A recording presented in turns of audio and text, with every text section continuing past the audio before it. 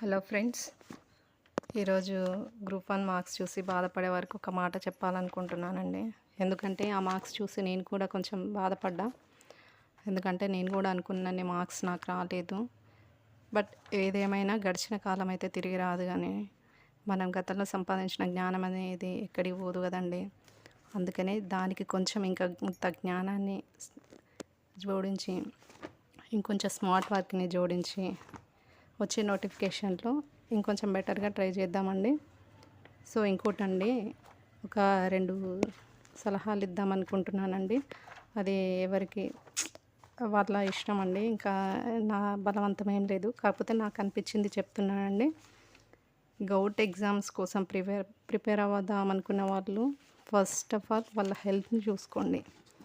తర్వాత మీ ఫైనాన్షియల్ స్టేటస్ని చూసుకోండి. ఇంకా గవర్నమెంట్ జాబు ఎన్నేళ్ళైనా పర్వాలేదు, అది సాధిస్తా అనుకునే వాళ్ళు ఖచ్చితంగా వస్తుంది. సాధించండి. వాళ్ళకి ఆల్ ది బెస్ట్. ఇంకోటండి, క్విట్ అవుదాం అనుకునే వాళ్ళకి చెప్తున్నా, నాలాంటి వాళ్ళకండి.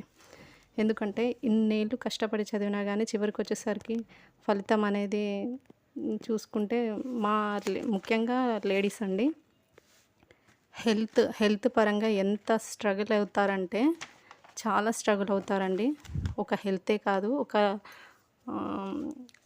హౌస్ వైఫ్స్ అనే కాదండి, ఫైనాన్షియల్ ప్రాబ్లం ఉన్న ప్రతి ఒక్కరూ ఒకే ఒక మాట అండి, జీవితం అంటే గవర్నమెంట్ జాబ్స్ ఒక్కటే కాదండి, ప్రైవేట్ జాబ్స్లో చాలా ఉంటాయి. బ్రతకాలనే తపన ఉండాలి కానీ, బతికే తెలివి ఉండాలి కానీ ఏదైనా సాధించి బతకొచ్చండి. మట్టి పిసుకొని కూడా బతకొచ్చు. కాబట్టి గవర్నమెంట్ జాబ్సే ఇంపార్టెంట్ కాదని, కొంచెం అంటే వాళ్ళు ఫ్యామిలీ పరంగా వెనకాల ఫైనాన్షియల్గా స్ట్రగుల్ అయ్యే వాళ్ళకి చెప్తున్నానండి.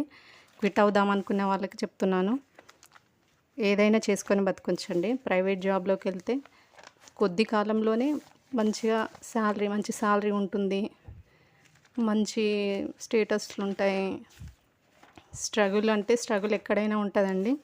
సో ఇది ఎవరిని ఉద్దేశించి చెప్పేది కాదండి. కాకపోతే గవర్నమెంట్ జాబ్స్ ఒక్కటే ఇంపార్టెంట్